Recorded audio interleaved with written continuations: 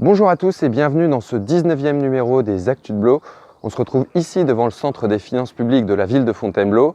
Souvenez-vous, en 2018, nous étions déjà venus ici pour parler des dépenses superflues de la ville pour l'année 2017.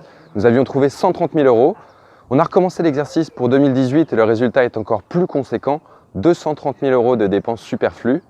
Faire des économies à Fontainebleau, c'est donc possible. On en parle tout de suite dans ce nouveau numéro des Actus de Blo. Jingle.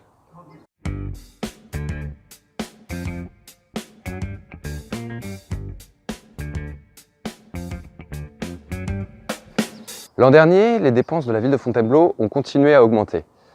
Malgré 1 300 000 € de charges transférées vers la communauté de communes sur les 10 dernières années, par exemple toutes les charges liées au Grand Parquet, les dépenses de la ville de Fontainebleau n'ont pas baissé d'1 centime. Cette année, la situation sera encore pire. La ville n'aura plus à payer 860 000 € de remboursement lié à la géothermie, et pourtant, les dépenses ne baisseront pas. La question est donc simple, où part l'argent de nos impôts? Pour ça, on a consulté le grand livre des dépenses, les 2924 pages, et on vous livre le résultat de notre enquête maintenant. En 2018, nous avons dépensé 24 500 € pour s'offrir une mission auprès du cabinet de lobbying bien connu du nom de Havas. Mission affichée, Conseil communication UNESCO. Mission effectuée, nous n'avons aucun élément sur le sujet, si ce n'est la facture. Les procès à Fontainebleau, on adore. Le tribunal nous a condamnés à payer 19 038 € dans divers procès perdus par la commune sans que le conseil municipal n'en soit informé. L'association Mobilité Réduite a par exemple gagné 2 contentieux face à la ville. Pour se défendre, nous utilisons encore et toujours le cabinet d'avocats Ami Pardon, dont le chiffre d'affaires avec la ville de Fontainebleau a maintenant dépassé le million d'euros. L'an dernier, le total s'est élevé pour la ville à 17 952 €. Pour diverses procédures contre des agents, pour des honoraires sur le logement de fonction par exemple, ou diverses consultations juridiques.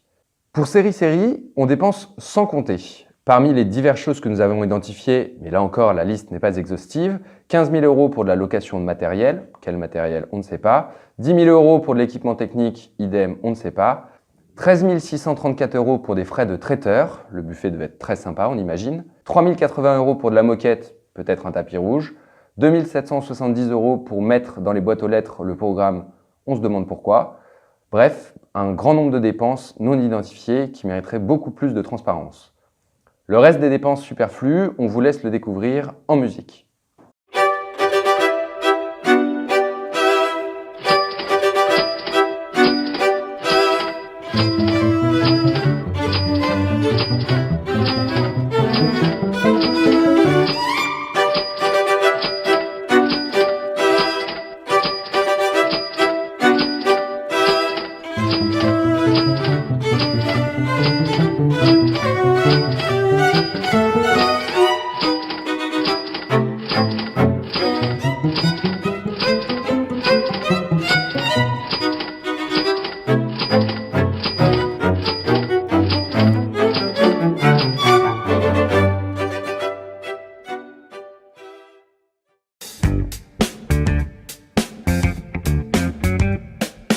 Alors face à cela, on fait 3 propositions supplémentaires par rapport à celles que nous avions déjà fait l'an passé. La première de ces propositions, c'est de stopper définitivement le recours aux consultants externes en communication et en frais d'avocat divers. Cela nous coûte des dizaines de milliers d'euros pour un résultat nul. La seconde des propositions, c'est de recruter un acheteur à la ville de Fontainebleau chargé de traquer les dépenses inutiles et de réduire toutes les charges qui peuvent l'être. La troisième des propositions, c'est d'arrêter les dépenses électoralistes. En 2018 et encore plus en 2019, les dépenses sont open bar. C'est avec des raisonnements comme ça, très court-termistes, que le lendemain des élections, on dit ensuite à la population qu'il veut faire des économies et augmenter les impôts.